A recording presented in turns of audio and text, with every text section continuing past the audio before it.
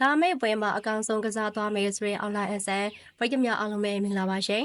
ပရိသတ်ကြီးရှိအခုဆိုရင်အောက်လာအဆန်ဟာပရိအတွက်ပြင်ဆင်မိသားစုနဲ့အတူတူဖြတ်တန်းနေရကိုတွေ့ရပါတယ်အခုဆိုရင်အောက်လာရဲ့ပရာကြီးတော့ကစားသမားဘဝကနေအနာယူသွားခဲ့ပြီဖြစ်ပါတယ်အောက်လာကတော့သူအနေနဲ့လာမယ့်ပွဲမှာအကောင်ဆုံးရှင်ပြိုင်ကစားလာဖို့ဆန္ဒရှိနေပြီးသူရဲ့ကစားသမားဘဝကိုနိုင်ပွဲနဲ့အဆုံးသက်ကအနာယူခြင်းနေရကတည်တာနေပါတယ်အခုဆိုရင်အောက်လာကလာမယ့်ပွဲအတွက်ပြင်ဆင်လေးချင်းနေပြီဖြစ်ပြီးသူ့ဘန်ကောက်မှာပွဲတီပေးဖို့ကိုလည်းတောင်းဆိုထားပါတယ်။အနိုင်ရှုံးဆိုတာတဲ့ရှင်ပြိုင်ကစားရတာကိုကြိုက်ပြီးပရိသတ်တွေအတွက်အကောင်းဆုံးစူးစမ်းပြချင်တဲ့အောင်လာကိုတော့လာမယ့်ပွဲအတွက်လည်းအားပေးဝေးရပေးနေကြပါတယ်။အခုဆိုရင်လာမယ့်ပွဲအတွက်အောင်လာကတေချာပြင်ဆင်နေရကိုတရားပါတယ်။အခုပွဲမှာအောင်လာက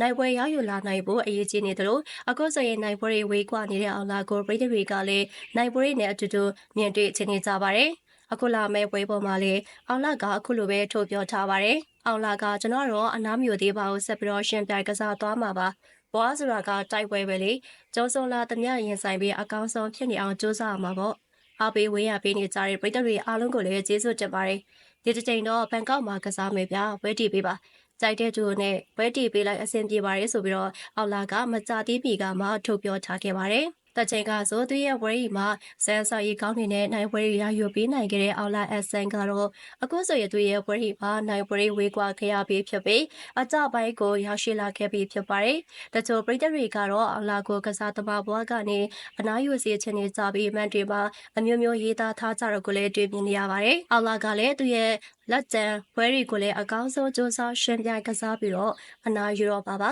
အခုဆိုရင်လာမယ့်ဘွဲအတွက်အကောင်းဆုံးပြင်ဆင်နေပြီဖြစ်ပြီးအခုလာမယ့်ဘွဲမှာအကောင်းဆုံးရှင်ပြိုင်ကစားသွားမယ်လို့ဆိုပါတယ်အဲဒီကြောင့်လေးတွေကိုလည်းအောင်လာကအခုလိုပဲပြောပြလာခဲ့ပါတယ်အောင်လာကကျွန်တော်တို့လာမယ့်ဘွဲအတွက်အကောင်းဆုံးလုပ်ပြဖို့ဆုံးဖြတ်ထားပါတယ်ဘွားဆိုတာကတိုက်ပွဲပဲလေကျော်လာသမျှကိုအကောင်းဆုံးရင်ဆိုင်ပြီးအကောင်းဆုံးစူးစမ်းသွားမှာပါလို့အောင်လာကပြောပြလာခဲ့ပါတယ်အောင်လာအဆန်ကတော့သူ့ဘဝရဲ့ကစားသမားတက်တဲ့ရှောင်းမှာရွှေရောက်တောက်ပခဲ့တဲ့နေရကောင်းတွေအချိန်ကောင်းတွေကိုလည်းပိုင်ဆိုင်နိုင်ခဲ့ပါတယ်အောင်လာကတစ်ချိန်ကဆိုရင်ဝိတ်တန်တစ်ခုရဲ့နှစ်ထပ်ခွဲချန်ပီယံတရားဖြစ်ကုံဆောင်ပေးနိုင်ခဲ့ပါတယ်အောင်လာကတော့ပြီးသွားခဲ့တဲ့ရှမီယာအတိုကန်နဲ့ပွဲမှာတကိုရှုံပွဲတည်ကြုံခဲ့ရပါတယ်ဒါတော့အောင်လာအတွက်မန်ချန်ပီယံရှစ်ဖိုက်တာဘွားမှာပထမဆုံးအကြိမ်အလဲထိုးခလိုက်ရတဲ့ပွဲတစ်ပွဲလည်းဖြစ်ခဲ့ပါတယ်အောင်လာကတော့သူ့ရဲ့ပွဲပြီးမှာပဲနိုင်ငံခြားမှာရောက်ရှိနေကြတဲ့မြန်မာပြည်သူတွေနဲ့တရင်တင်တည်ဆုံခဲ့ကြပြီးလာမယ့်ပွဲအတွက်ပြည်သူတွေကလည်းအားပေးစကားပြောခဲ့ကြသလိုအာတိုကန်ကလည်းပွဲပြီးမှာပဲအင်တာဗျူးမှာအောင်လာကိုအားပေးစကားပြောဆိုခဲ့ပါတယ်အာတိုကန်အောင်လာကိုလက်ချက်တရားဖြစ်လို့